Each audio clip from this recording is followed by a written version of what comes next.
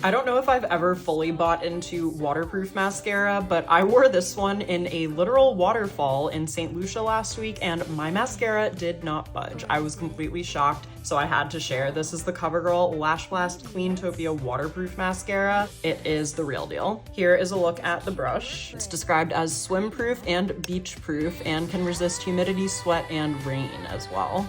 Unfortunately, stand under a magical waterfall in St. Lucia is not on the to-do list today, but it is in the high 90s here, so I do want something sweat-proof. Here is a little before and after once the mascara is applied. I love how much volume it adds. And this mascara is also infused with aloe leaf extract, vitamin E, and ceramides. It's safe to say I found my go-to for all the sweaty days ahead.